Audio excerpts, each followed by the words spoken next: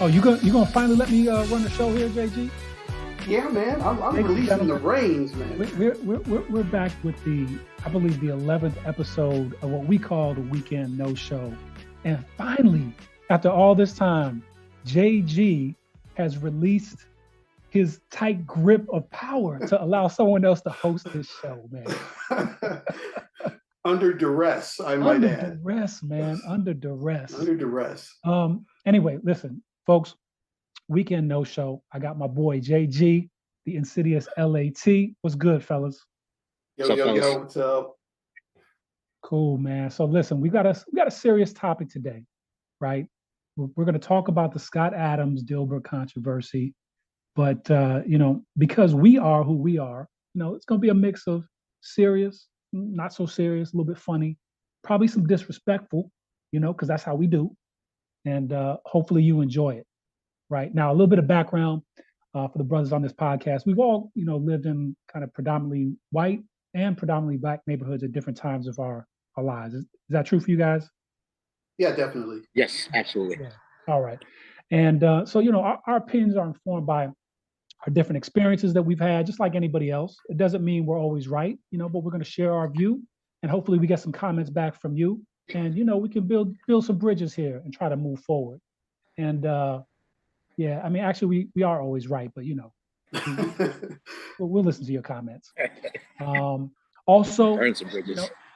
Couple caveats. LAT and JG a little bit biased because we know they love white women, so understand where their comments are coming from. All right. All right. So let's get into this. For you, you wasn't supposed to say that. Hey, man, the truth comes out on the podcast, man. For those of you who aren't totally up to date on this, Scott Adams is an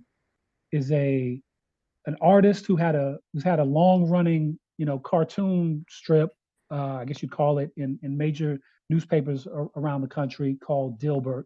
I think it's like about kind of like office comedy type of situations. There was a cartoon as well, I believe. And yeah, there was a TV cartoon at some point. And anyway, this cartoon was canceled by all the major newspapers and his syndication partners, based on some comments that he made that were viewed as kind of like an anti-black tirade. And what Scott Adams went off on was a report by it's called a Rasmussen report that said only about 53% of black people that they surveyed agreed with the statement that it's okay to be white, right? Meaning that about half the people surveyed didn't think it was okay to be white, right? And so he went off on that. He referred to black people as that think that way as a hate group.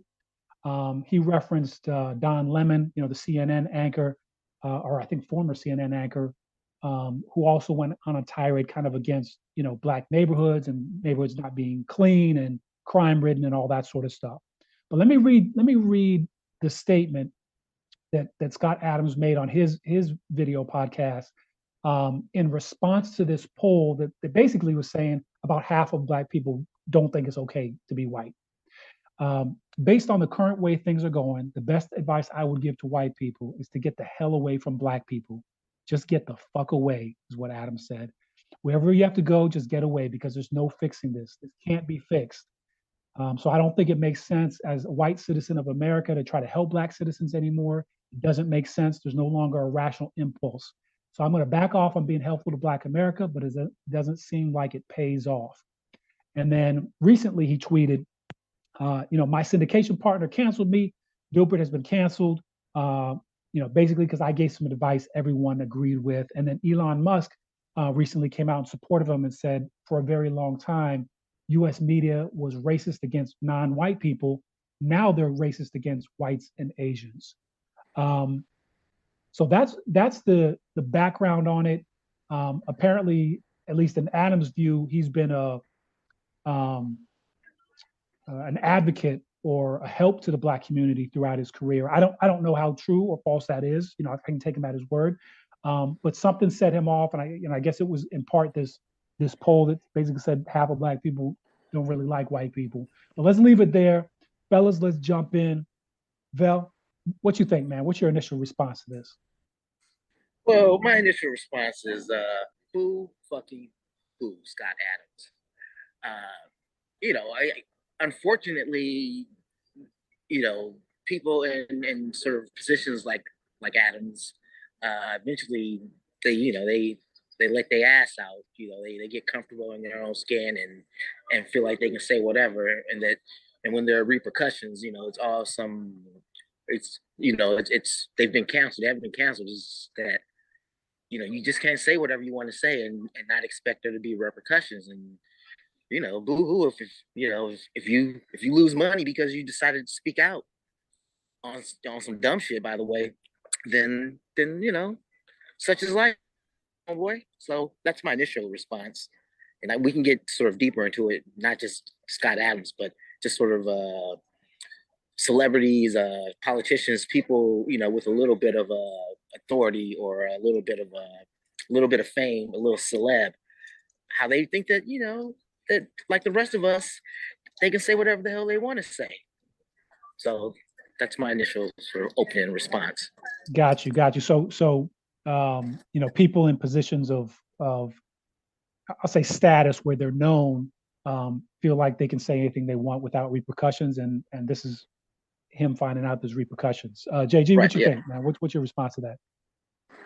I mean, my initial response was I just wanted to dig deeper on this thing, and when I see these polls, I'm like, where did this poll come from? Mm-hmm. So then I go to this Rasmussen reports, and it's like, wait a minute, you surveyed 1,000 American adults, and right. Okay, so I mean, looking at the Rasmussen, it's the questions they ask are very leading. I get there, and it's not woke yet. Most voters reject anti-white beliefs. There's always something where it is kind of leading questions. 61% believe feds helped incite Capitol riot. I mean, this is a conservative think tank essentially, and most voters think Biden too old for second term. So this is their polling, and even more. So they surveyed 1,000 adults, right? And so let's consider the numbers. So they're saying half, or Scott Adams is saying half of Black people, they're racist. But again, let's check it. I looked even further to break down the numbers even more. He kind of read it wrong. What it really was that there was 13% of the 1,000 people were Black, and they were six. It breaks down to like 61 total Black people. And so then even more, it wasn't 47% who disagreed. So the question was, it's okay, or it wasn't even the question, do you agree or disagree with this statement? It's okay to be white. 53% of Black Americans agreed. Remember, this is 53% of the 61 Black people that were asked. So 53% agreed. Then 26% disagreed. 21% not sure. So then Scott Adams is saying, half of Black people are racist, 26 disagree. But again, the statement was, it's okay to be white. And it's a charged statement. It's charged because that is a white power statement, which I'm sure some of those, Black respondents knew. The okay symbol, it's okay to be white, those are white power statements that I think came out of 4chan or came out of somewhere. But the okay symbol and things like that, those are white power symbols. And I'm sure some of the Black people were like, wait a minute. I'm not going to agree with that. That's a white power statement. So Scott Adams, I mean, clearly, he even said later on, this is not just about the poll. Of course not, Scott, because it can't be just about the poll, because the poll, it's 61 Black people. And then if you look at these polls, what are we supposed to do? It's 1,000 people. I guess we have to extrapolate that up. If you look at Rasmussen, and even further than Rasmussen, they are claiming that, or it says that this Pulse opinion research is responsible for their field work. So this was an automated polling that was done by telephone and done online. And then it says that it's weighted. The raw data is processed through a weighting program to ensure that the sample reflects the overall population in terms of age, race, gender, political party, other factors. Weighting program, I don't know what that is. I don't know what that is. But I mean, it seems to me Scott Adams said what he wanted to say. This was, you know how things spontaneously combust, but it's not spontaneous. It's a reaction that's been building, and then it bursts into flames. So here, Scott Adams, tired of being demonized for being white, he feels personally offended by a lot of the rhetoric of the last few years, and now he has just finally exploded. He can't take it anymore, and to hell with the 53% who aren't supposedly racist. He's just gonna write them off, I guess. So it's a shame because I like the Dilbert cartoon and things, but something like that is kind of difficult to separate the creator from the work in a situation like that. So one other thing, I'm glad you brought up the numbers. One of the articles that I read echoed the numbers that you shared, JG, but they said there was a total of 117 Black people surveyed. And I just think the point is for the audience is that, different people, different outlets have agendas, political and otherwise, and numbers can be flipped and interpreted in a lot of different ways.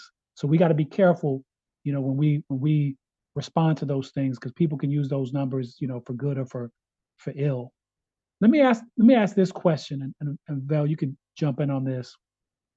Based on what he said, was it racist? Was it something else? Does it matter? What do you think? Well, I don't know if I'd call it racist. I mean, it's ignorant as hell. It's definitely ignorant. I won't call it racist. I mean, everyone's entitled to their opinion, and if your opinion is that you don't want to fuck with Black people, or if that's your desire, that doesn't necessarily make you racist. It makes you an idiot, but it doesn't make you racist. So I here's the thing.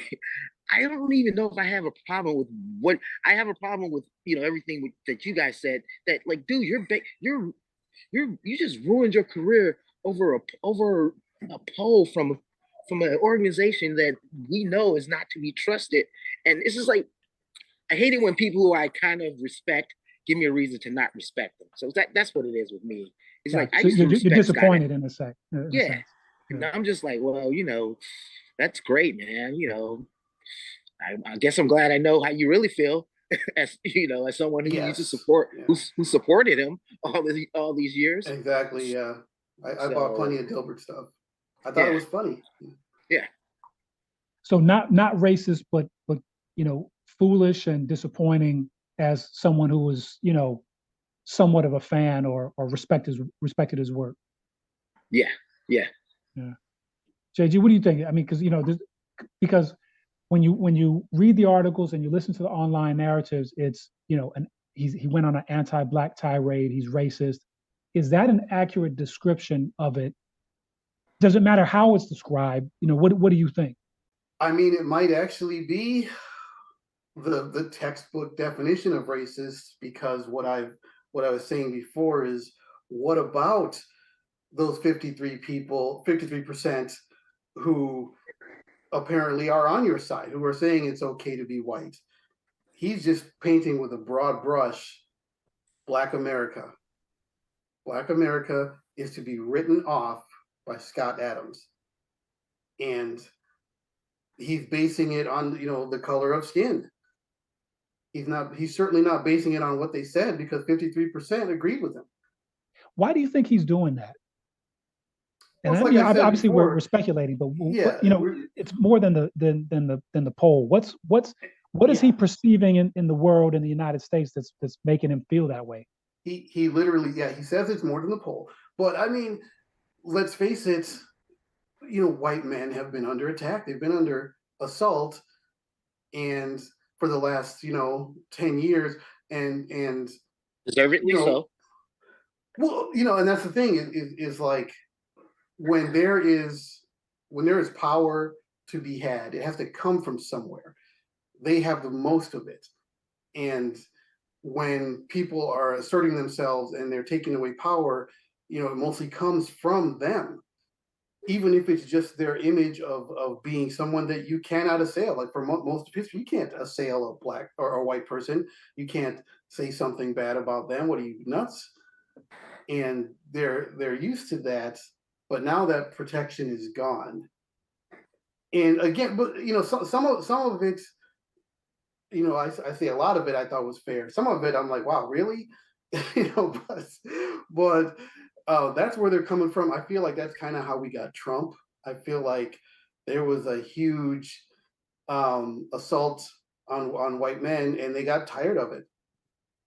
And they were like, hey, I'm going to go and vote for Trump.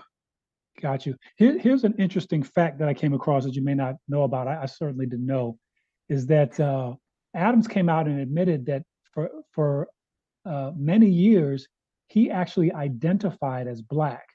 Now, I'm assuming that this was like, on forums or whatever he was doing.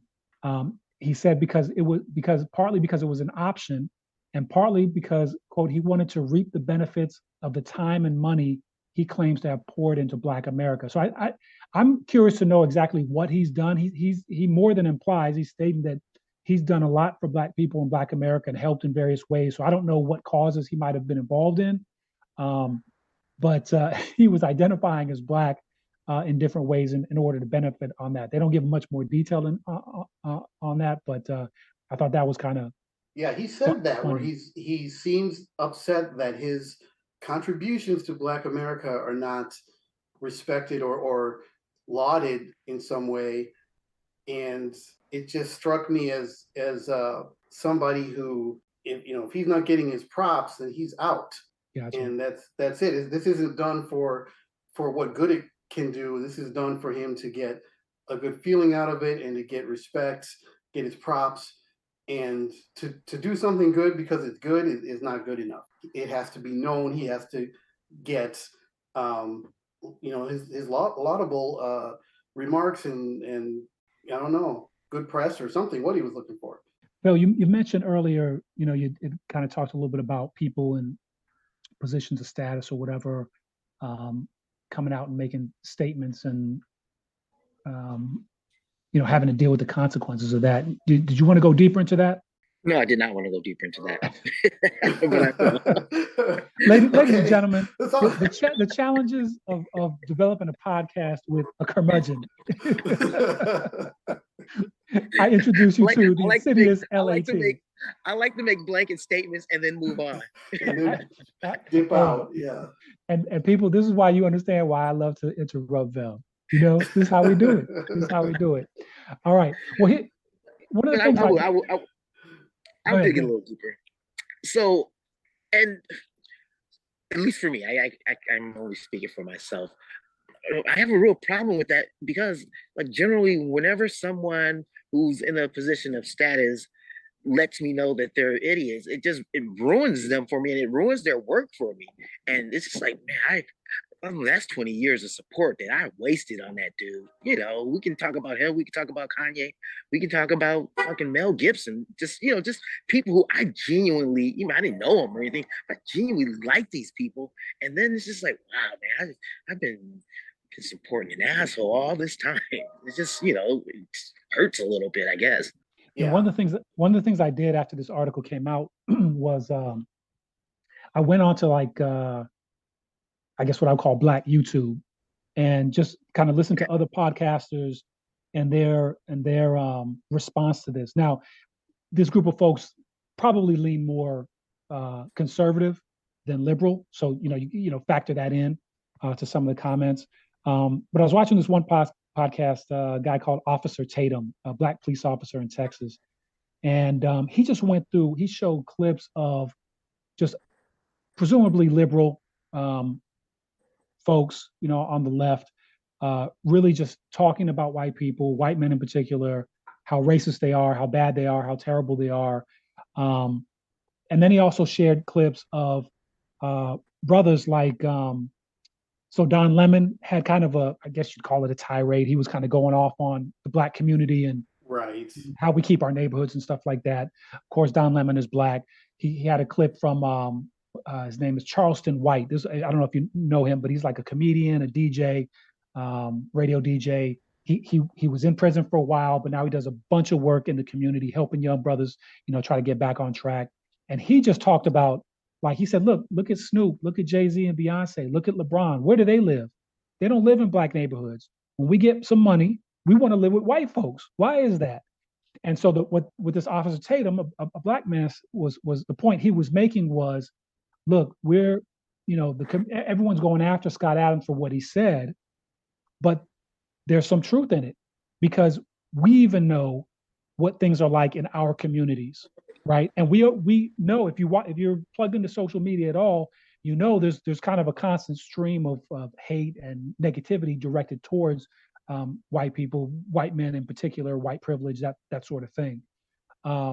So I don't think that can be disputed because that's out there documented, those kind of comments. But I guess the question is whether or not it's deserved, and should we hold people like Scott Adams to a different standard than other Black commentators that might say similar things? I don't know. Asking the question. What do y'all think?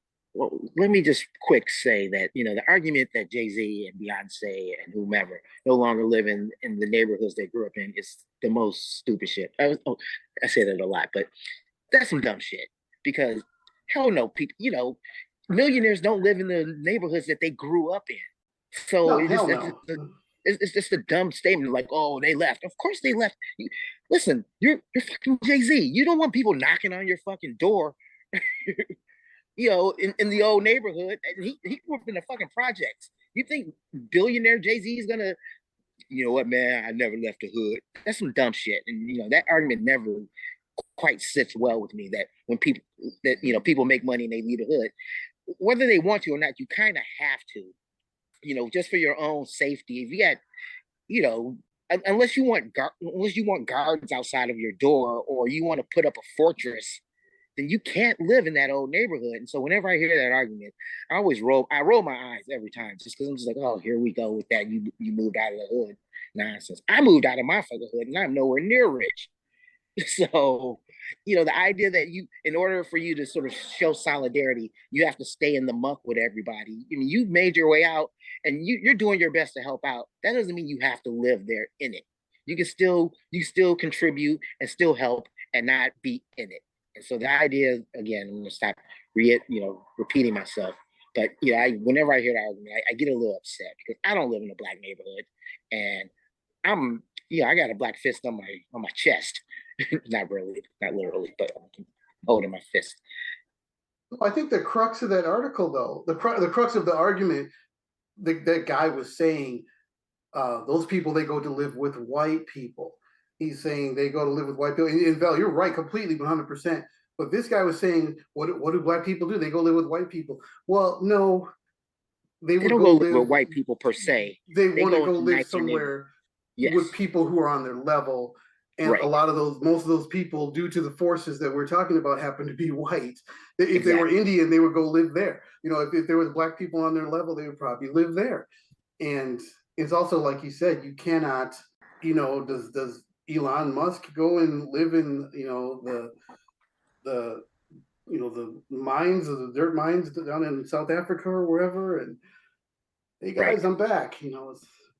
Exactly. These are good points, and for the audience, it's like this is why all of us have to take a quick breath and really check the things that we believe, and even statements that seem kind of reasonable on his face, like, well, he has a good point because Black neighborhoods aren't safe, and if they were, then why wouldn't more Black, well-to-do people live there? There seems to be some logic in there, but that's why you gotta pull some of these things back, because it's not as simple as that. And there's a financial factor, right, an economic factor that is connected to race, but goes beyond race, and more explain, as Val and JG just said, explains why there's that leaving of the hood, so to speak, when people make it. So that's part of hopefully the smarter discussion that we all need we need to have. But here's my question, because both of you are artists, right? Different mediums, but you've been artists for as long as I've known you. And on other podcasts, we've talked about issues of censorship. So my question is, where is the line on censorship? How do we determine what can't be said, and who gets to decide that? And should you be able to say anything, but do you have to just deal with the consequences? So JG, what do you think about that? Yeah, that word is thrown around a lot. I mean, censorship, and he's saying he's canceled, and it's like, come on, man. The bottom line is, as Vel was saying earlier, that you can say whatever you want. That's our free society. You can say what you want, but you're not free of the consequences of your free speech, though. So a lot of these people think they should just be able to say stuff and then nothing happens. And they say, oh, I'm canceled, cancel culture. Well, not really. It just means if people don't want to fuck with you, then they're not going to fuck with you. And you're not entitled to have your comics published in the syndicated newspapers every week. You're not entitled to get money from people. You're not entitled to our respect or our admiration. And here's Scott Adams saying that free speech is under assault. No, it's not under assault. You can keep saying whatever you want, but the syndicated newspapers and such, they are not entitled to carry your work. Why is this a free speech issue? And it's another thing that always strikes me as more right-leaning people are saying is they're always saying, oh God, we're being canceled. And yet they're the ones who are saying you need to leave the businesses alone. They're always on the side of business. Well, the business has decided that they don't want to fuck with you.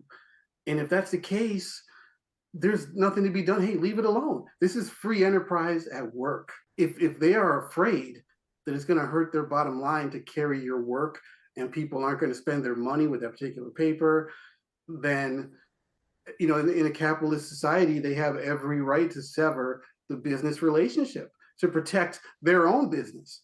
And yet there's always someone crying that, cancel culture, we've got to stop it. No, this is what happens all the time, but now it's just happening in a more direct, measurable way. I don't feel that there's any censorship going on with Scott Adams. Censorship essentially comes from the government, right? That comes from the government. It's these people, they want to say stuff and not suffer the consequences for it. That's mostly what they mean, which was possible before.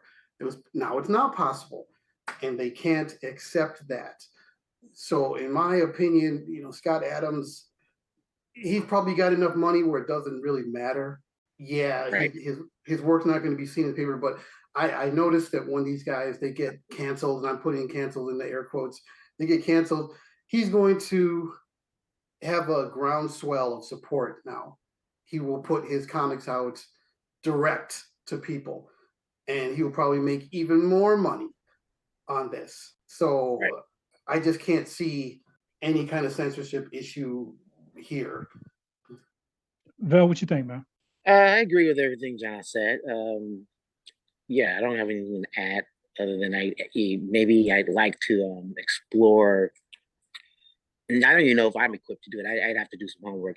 Explore exactly what it is when people talk about cancel culture. I'm still not quite clear what cancel culture is. If it's what we were talking about, is it if it's the fact that people having to, take responsibility for what they say, I don't know if that's cancel culture. I think that's just, the unfortunate, that's unfortunately what happens when you have to take responsibility for what you're saying. So when people throw out the term cancel culture or that they've been canceled, I don't quite know what it means. I mean, I have a general idea of what it means. It means that people don't fuck with you anymore, but I don't know if that's, the culture. I think, well, it's the culture, but it's not.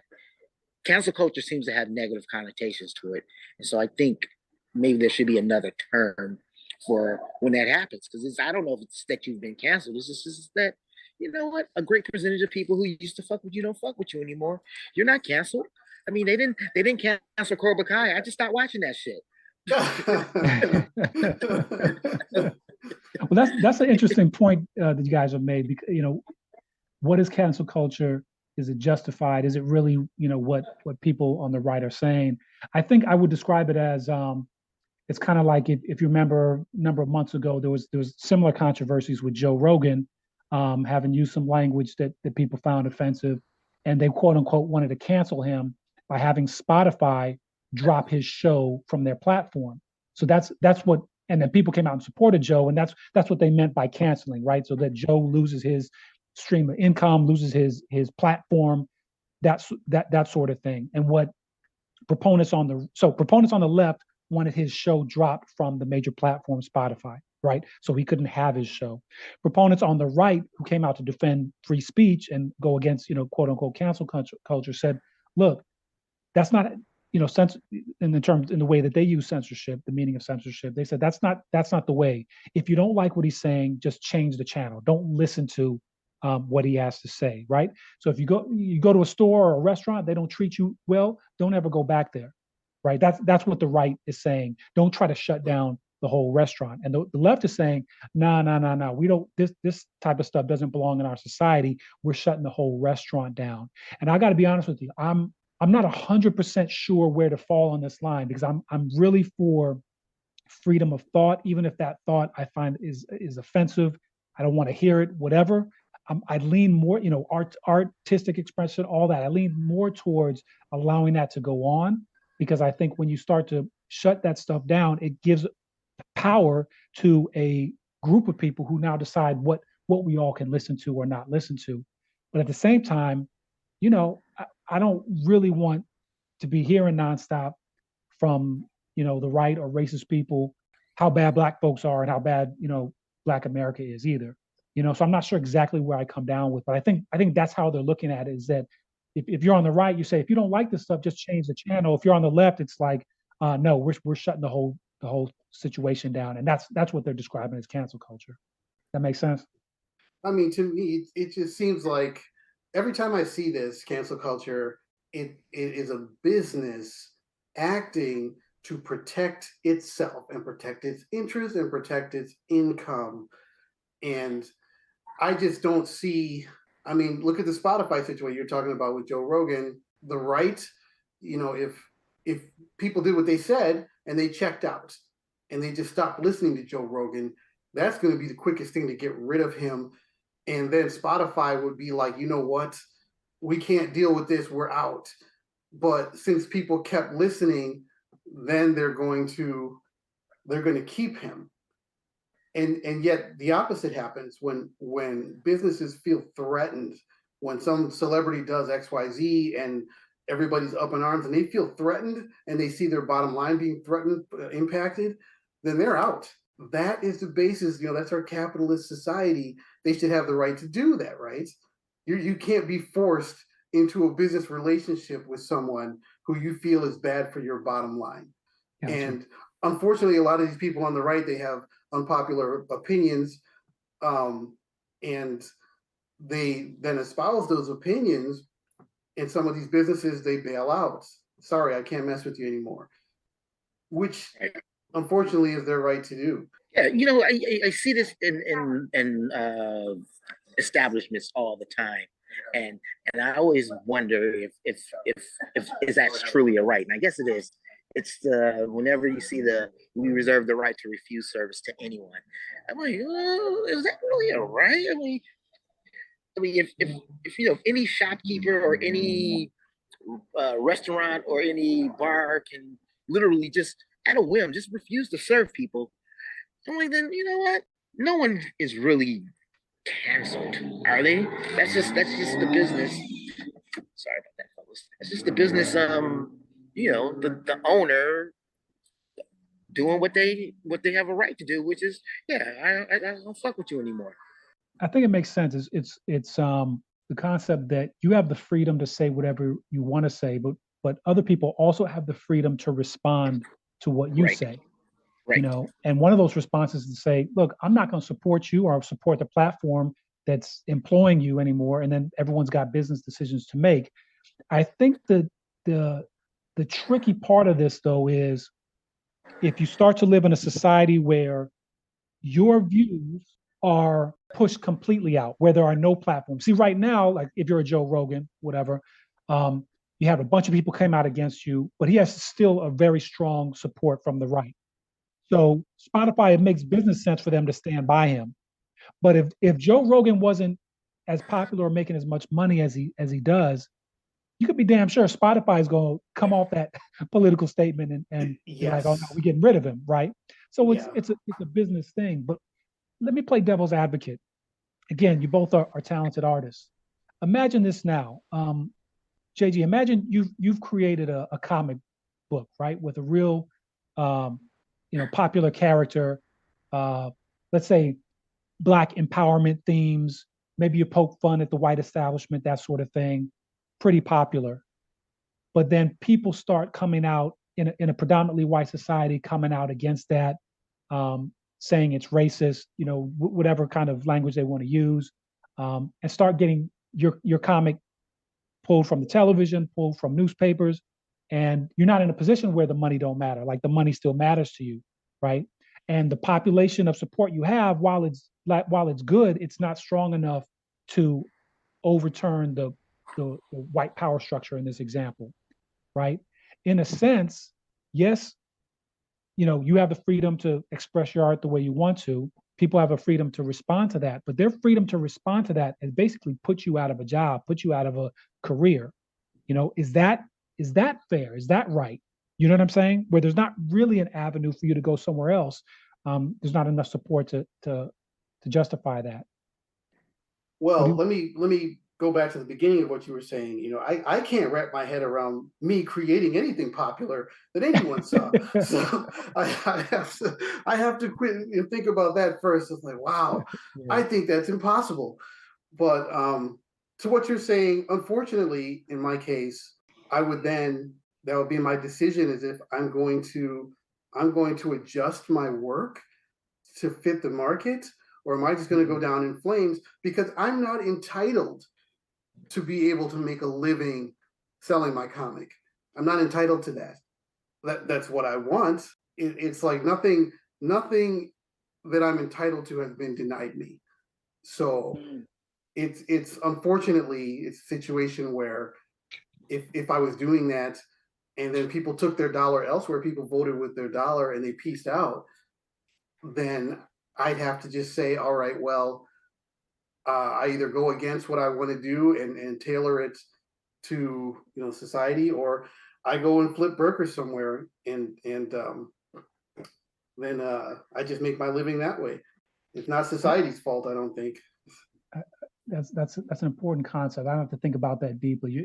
What we're actually entitled to, versus we just have an opportunity to participate in.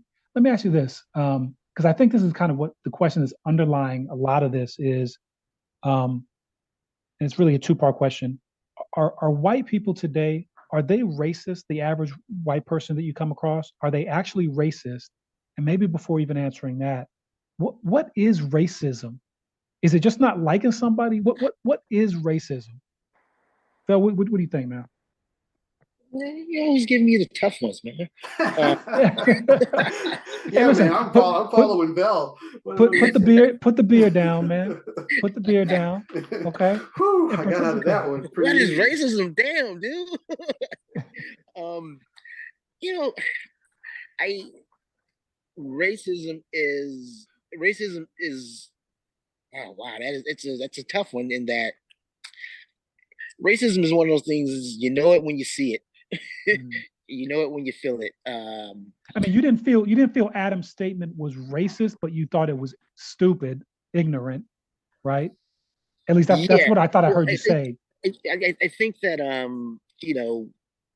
someone's opinion or someone's personal feelings about someone is, but when they have agency over those people or somehow can affect those people who they dislike or don't trust or whatever, based on the construct of race, then that's racism. That's being able to sort of use your agency against people. Yes. Who based on their race, yeah. Yeah. So I think that's the best answer you're going to get from me today. is that. And the reason I asked that, Vel, and sorry to put you on the spot, brother, but Yeah, no worries.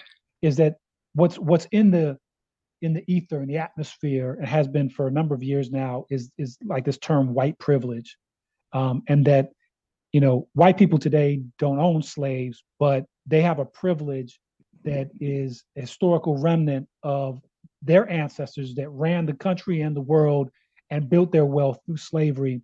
And so white people today are responsible for, um, I guess, moving the ball forward in a much stronger way. And I wonder, is that true? Are we holding them to a standard that we shouldn't be, or is it fair? And white people need to do more. I don't know, JG, what you think, man? Well, I think that I've thought about that a lot too. It's like, what is it? Is it really fair? Because I don't want to be judged for stuff that I have nothing to do with. Black people are criminals and they're rapists and criminals. Like, what are you talking about?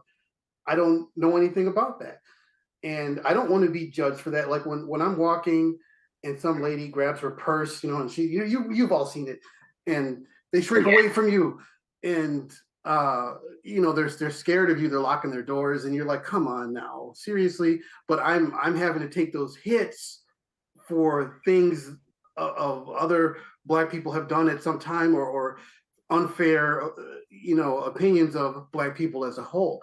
So now that same thing can apply to white people. They're not responsible for the ass whooping that some slaves took hundreds of years ago. And I'm like, hey, what about that ass whooping that my ancestor took?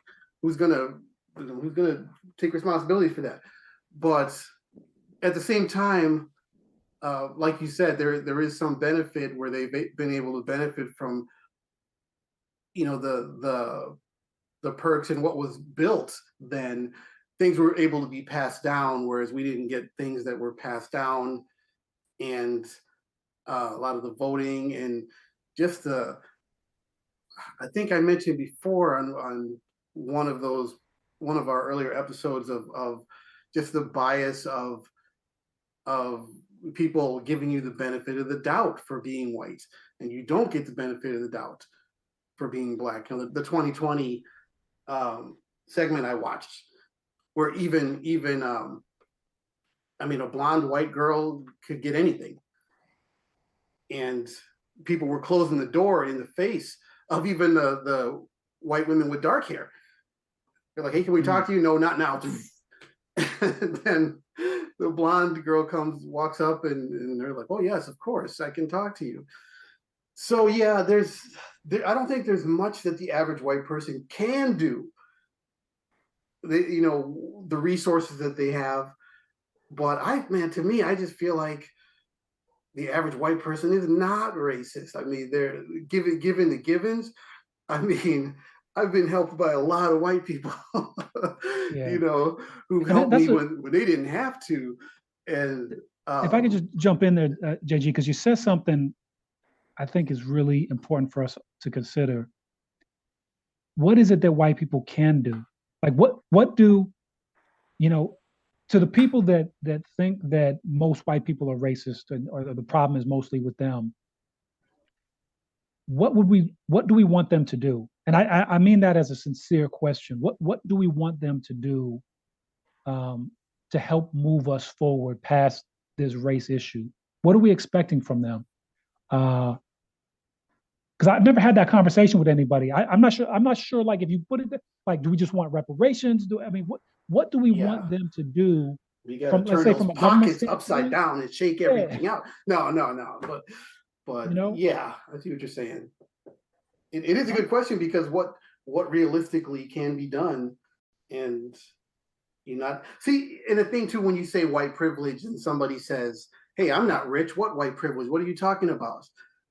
And then sometimes they don't have any more resources than you do, and I mean real world resources of money and stuff. We just throw this out there while we're, I think it's great that we're giving them all kinds of grace, but you don't have to be a racist to benefit from racism. So let's just go ahead and throw that out there. There's plenty of people who have benefited from institutional racism who aren't racist, but they've benefited from it. And, this goes back to our Nepo babies talk. And that shit ain't fair. No, hell no. So I'm all about giving grace, but I'm also about listen. Don't act like you don't benefit. I get it that you have no qualms with me or anybody else, but you also, Chad, benefit from institutional racism. I think that's an excellent point. Um, I mean, to be honest, we all benefit from those that came from before us, both black and white, to one degree or another. Um, and certainly white people benefit from the power structures that were put into place. I think what gets difficult for them, if I can kind of, I'm just trying to interpret what I hear people saying in the social media ether, is that, okay, so I have privilege. What do I do about it? Why, you know what I'm saying? I have a benefit. What do I do about it now? And I think, I'm not expecting us to come up with an answer for that, but I think that's what that there's a frustration that man. comes You're with not hosting this knowing. episode. You're hosting this shit. You need an answer Yeah, for all this stuff. you out here asking these big ass questions. Hey man, hey. No. I just work here, baby. I just work here. I'm waiting for my paycheck. The man trying to keep me down. See, audience, you let me give you some insight. Our boss is JG. He's actually okay. a black AI chatbot, and he's gone rogue, baby. He's gone rogue.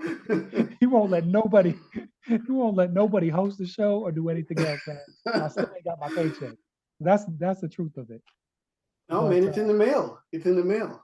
Listen, I actually do have the answer to this whole thing. Well, let me not say the answer. An explanation for what's going on. But is there anything else before I dive into my conspiracy theories? Y'all have anything else you want to say on the topic? No, I got to hear this shit, man.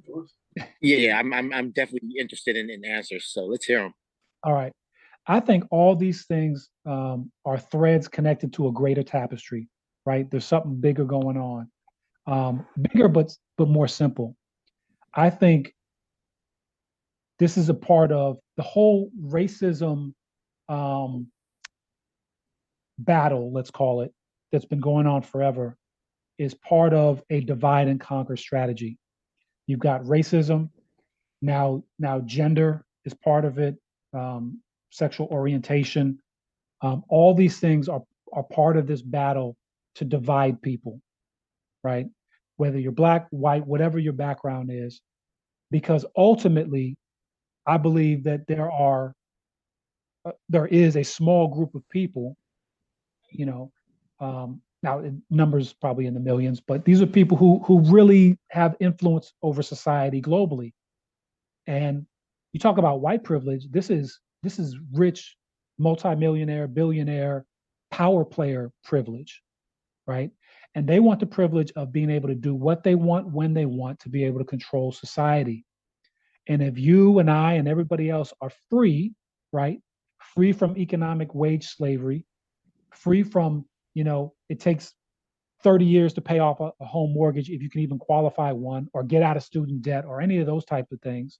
Free where you don't have to punch a clock from 18 years old to 75 years old and then you die, right? If you make it to 75, right? Brothers, we don't normally make it that long, right? They want control and power over all of that.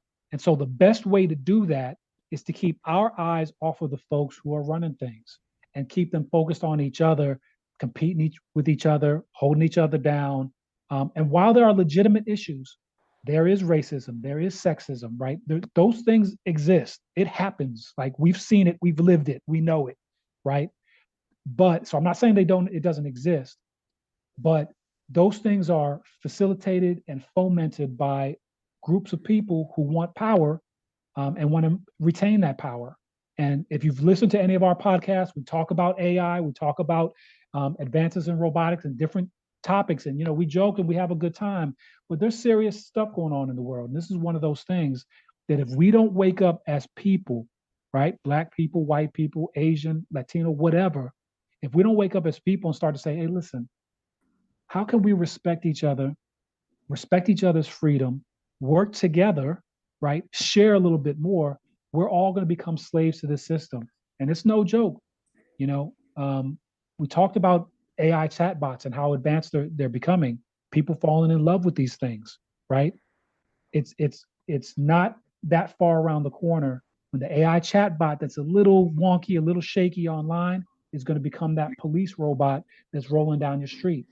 And it sounds crazy and it sounds conspiracy theorist, but I've always said that you got to be a little crazy to believe in these conspiracy theories, but you got to be a goddamn fool to think there's no truth in it. These things are unfolding. So that's my rant. There is racism. There's a lot going on. There's a lot that we have a right to be offended or angry about. We got a lot of problems to solve. But ultimately, we are all the same people. And our problem is not each other. It's people who are trying to control us. That's my rant. That's my thought. That's the truth. If you don't like it, still subscribe, man, and give some nice comments. You know what I'm saying? We try to make it out here, man. And that's the weekend no show. Any final thoughts, fellas? Yeah, you trying to get us killed, man. What is this? Hey, I'm just trying to do a podcast. Anybody listening out there, I'm just trying to chill and do a podcast. And I don't know what the hell he was talking about. I'm saying everything's cool, man. Everything's cool. We cool. Ain't no conspiracies. There's not a multinational cabal. No, I don't know anything about that, man. Let's get out of here. and now a word from our corporate sponsors. All right, peoples. That's the weekend no show. We appreciate the support we've been getting so far. It's been fantastic. Please comment. We'd love to know what you think. You agree, you disagree. Obviously, if you disagree, you're wrong, but we still want to hear from you. You know, we still love you. Like and subscribe, share, and give us any feedback that you have. All right. Peace out, fellas. Any last words? Peace. Peace, y'all.